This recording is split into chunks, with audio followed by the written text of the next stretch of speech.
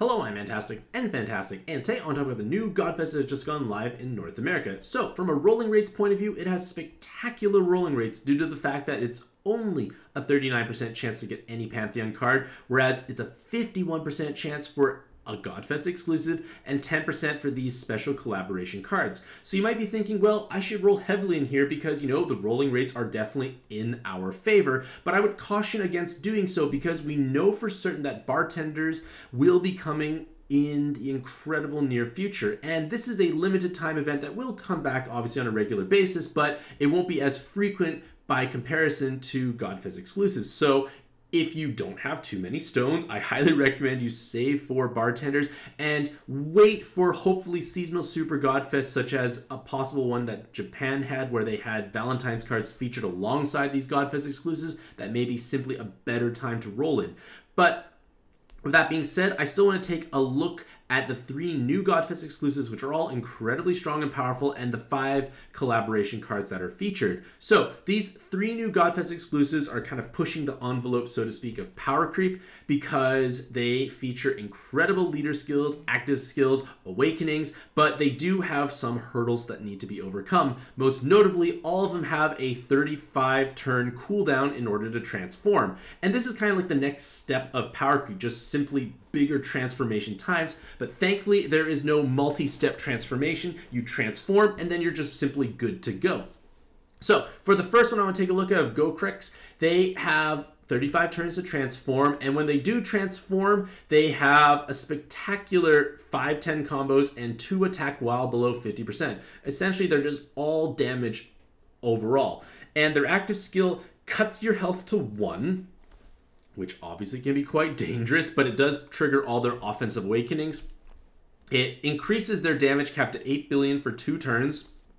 So with a 2-turn cooldown, they have essentially 100% uptime on their damage cap. So they could, in theory, be doing 24 billion damage, and both leaders doing 24 is 48 billion, which is kind of outrageous when you truly think about it, along with changing wood to fire and light to dark and poisons to heart orbs. So obviously, it's a wonderful orb-changing active skill, but their leader skill is only flat HP. It's a spectacular amount of HP at 5.2 times HP and attack for devil types. And then you also get auto-follow attack and bonus combos along with a scaling leader skill every single time you match fire and dark orbs, along with voiding poison damage. So scaling leader skills are obviously wonderfully strong in this day and age because super gravity dungeons grossly lower your attack multiplier or damage output, and this can kind of somewhat offset it and overcome it.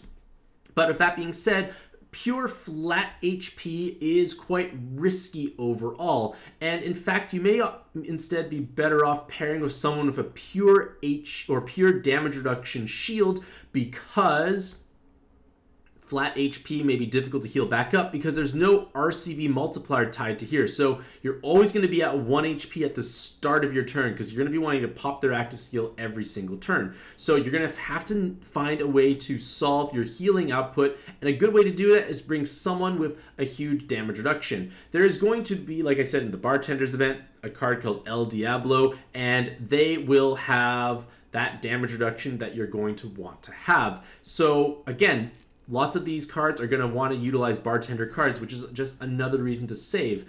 But you are going to need to utilize leader swapping potentially to get them into position. And as a whole, they obviously can deal spectacular amounts of damage, and the scaling leader skill will ensure that everyone else does do meaningful amounts. But again, I would not necessarily utilize them as heavily until we find a good solution for an asymmetrical pairing.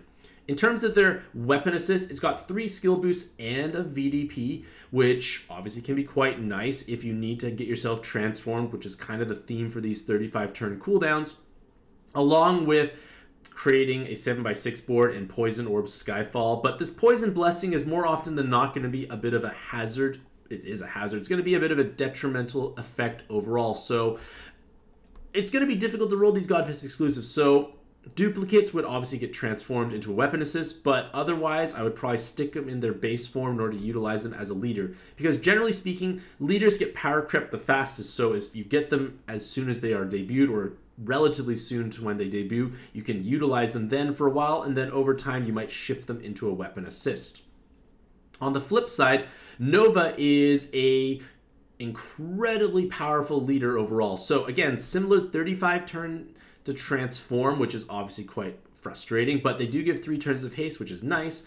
And then when they do transform, they've got 6 VDPs, Levitation, and a Brick Awakening, along with this Sun Awakening. So dungeons where that Sun Awakening take effect, they obviously are preferred in, but even without it, they still basically smash their way through content. So they have a 4-turn cooldown, and this is problematic because 4-turn cooldown cards create an awkward system, because if we think of Aggregate, who was one of the earlier 4-turn systems that were powerful, you're going to need 4 copies in order to function, but you know, that's not necessarily going to happen. But in lieu of that, you can utilize a 2 cooldown card who can generate light orbs. So with 2 Novas and that 2-turn cooldown, you are able to have 100% uptime on your orb generation. And again, the best card to utilize it is a Bartender card. So kind of sensing a theme here. Wait for Bartenders maybe instead of trying to roll in this Super Godfest, because yes, you might get Nova, but you might have a difficult time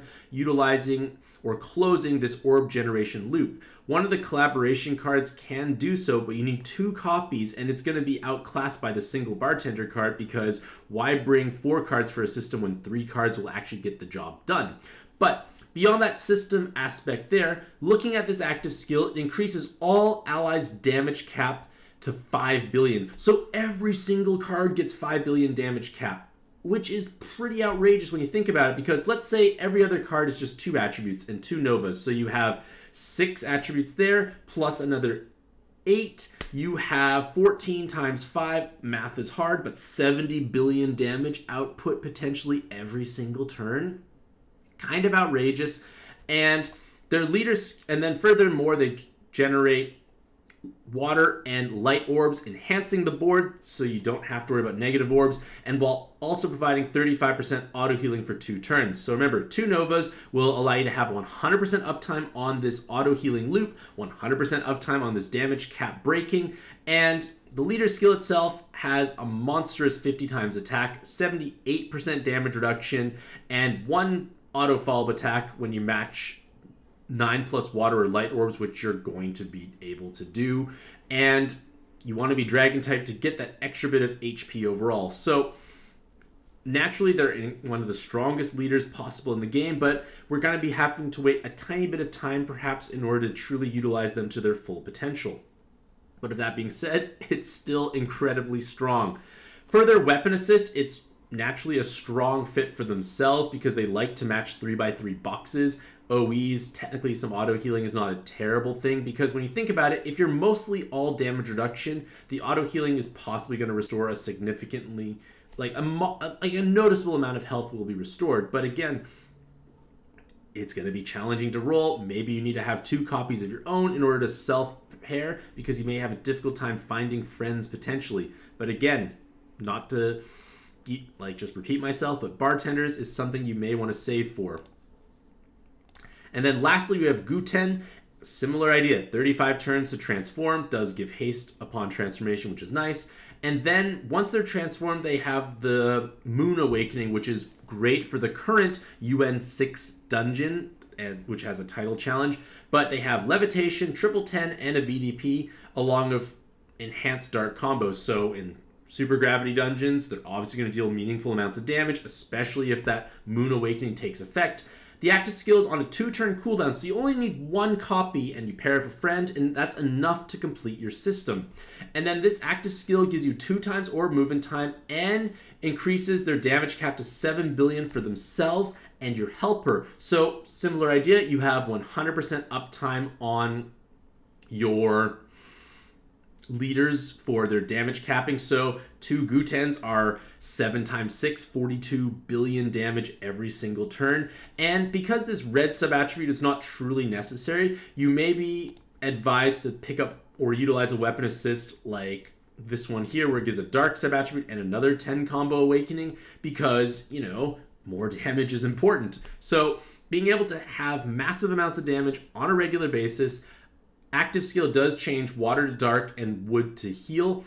It can give you enough orbs to survive, but at the same time, you need 2 dark combos for full activation, and it is possible that you are going to not have enough water and dark orbs present at the start of your turn, so utilizing a looping or like a roulette active skill that can be looped, so to speak. When I say looping, I mean that it has, say, an X turn cooldown and it lasts for X number of turns, so basically you can utilize it every single turn. One of these collaboration cards will be utilized for that because of all the additional utility they bring. They do want to utilize dragon type cards, so that can potentially restrict your team building a little bit, but I feel like overall they're a bit easier to team build compared to Nova, simply because their system is intact with just both their leaders. Much easier to play around of a 2-turn system overall. Massive amounts of damage, 60% damage reduction, bonus HP for dragon types. It's just a spectacular leader overall. Their weapon assist is, once again, possibly one of the best for themselves, but again, needing multiple copies for using as a leader and as a weapon assist may be a little challenging to, have all the time. But for the most part, a wonderfully strong leader that can clear basically all content in the game. And now taking a look at these collaboration cards. The first one is Ren Len, and this is the card I kind of made reference to for Nova teams, where they have a 4-turn cooldown that generates 2 columns of light orbs. With enough light orbs, you're obviously able to trigger Nova's leader skill, and they do have respectable damage with potentially 5-10 combos. And the drawback is you get 1 for free, but you need a second copy from rolling in order to close this system. And like I mentioned beforehand, a bartender card will invalidate them, so to speak, by comparison. So you're going to have a very small window to potentially utilize them. And I would, in all honesty, utilize them in different forms instead. For their first weapon assist, it's got 2 skill boosts and full blind resist, along with a second of orb movement time. It does give 2 turns of haste. It's nice if you need to have some offensive might with super blind resist, but I feel like their other forms are a bit superior. Their single female form, like Rin form, has potentially 6 skill boosts, which is a wonderful amount of skill boost. They have tape resist, they have double team HP, and they have 4 or 6 Ls depending on your super awakening choice. So right away you can utilize them as their assist recovery latent in order to put back your assists when they do get removed by matching a L of light orbs. But their active skill is quite exciting. It gives you a 6x5 board, which automatically fixes any bad boards, along with recovering 40% health for 6 turns. So it's a looping heal with added bulk that can put back your assists. And if you did not pick up Christmas Celica, I would say Rin is potentially a much stronger option by comparison, simply because we can all acquire her, but because they have these Ls, they can put back your assists. So for New Year's Nordis teams, for Misaka teams, for your Aki teams, this could be potentially one of the best auto healing options available, simply because they have the auto healing, they have the board fixing, because all those blob teams that I mentioned don't function on 5x4 boards. So fixing a bad board, along with that auto healing, with some added bulk, with lots of skill boosts, just makes an incredibly high value card overall. And this is probably the form that I'm going to be utilizing most of the time, simply because if you have these blob swiping teams, this might be the best option. Yes, there is Christmas Celica, yes, there's New Year's Enola, but you may not have picked them up, and this card is farmable, so to speak, because we all got one for clearing that gift dungeon. For her other weapon assist, it does give you a myriad of different awakenings, focusing on healing with 2 team RCVs and enhanced heart combo, but I feel like their auto healing form with board fixing is a bit more valuable overall. For Len's form here, they can deal potentially respectable amounts of damage with 5-10 combos. I know it sounds crazy saying 5-10 combos may or may not be enough damage, but the active skill is a bit underwhelming. Yes, it's a 2-turn cooldown, which you can potentially utilize for orb generation needs, say on Nova teams, but it's not enough light orbs to close the loop. Instead of, you need 9 orbs really to make Nova teams work. 6 light orbs may not be enough, so it's a little problematic there. Their final weapon assist has, I don't know why it's not showing up on my screen. It has 2 team HPs, it has poison resist, and it has a 7 combo along with an orb enhance. Not a terrible option by any means, but I honestly feel like the auto healing solution is a better choice overall. And I guess one thing I forgot to mention is all of the cards for this collab event have a 4-turn cooldown, which means that looping them will be challenging, but they don't transform, which means they can inherit something over top of it. And I've seen teams utilize them with Nova on 7x6 boards and utilizing a leader swap to get them into position. And then with the bigger board, you can have an easier time matching blobs and or VDPs.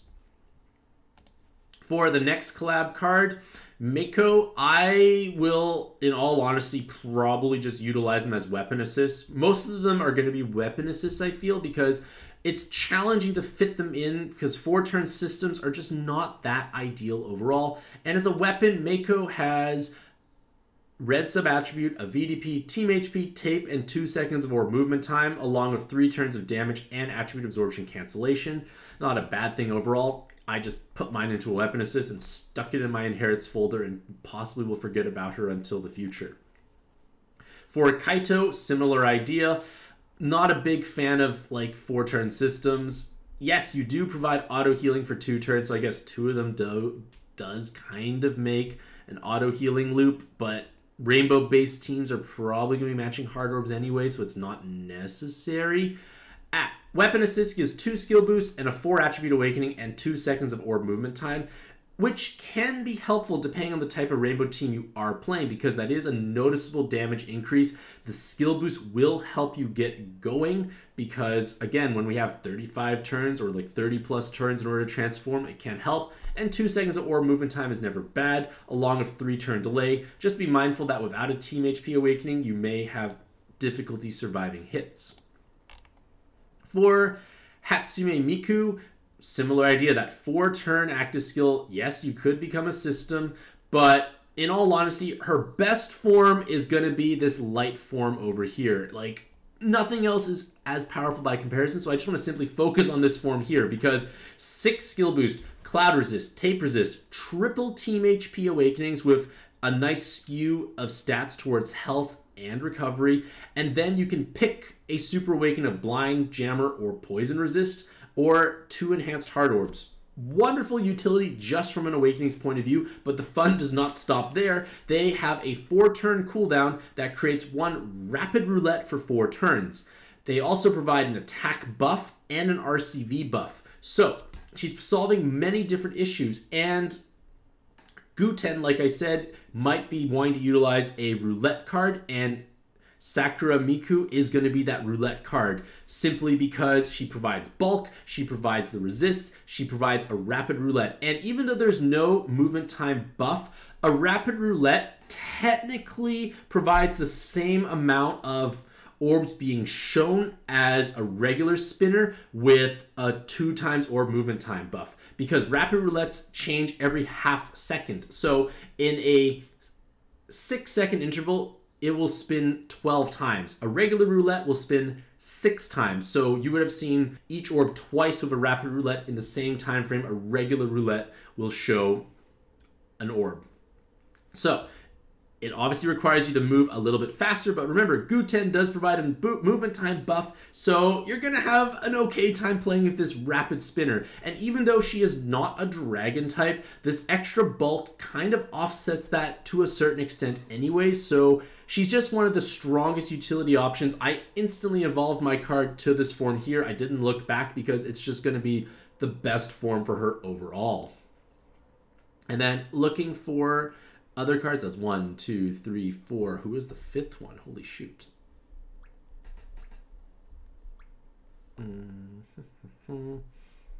Shoot.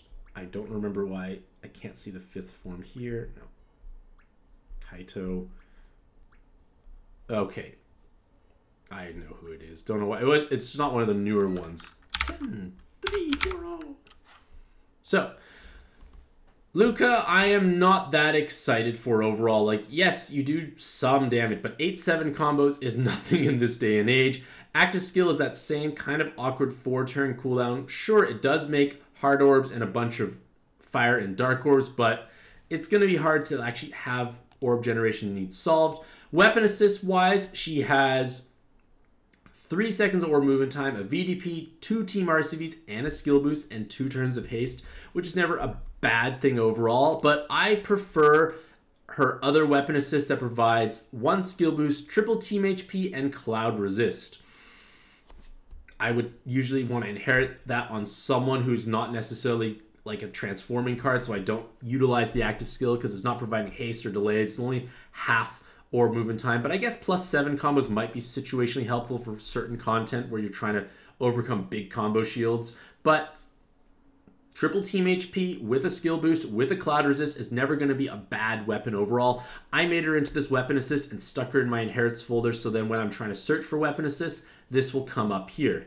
So in summary, this event does have wonderful rolling rates, but duplicates of some of these collab cards have somewhat questionable value, and we know for certain that Bartenders will come extremely soon, and it will provide incredibly strong cards overall, especially for these 3 new Godfest exclusives.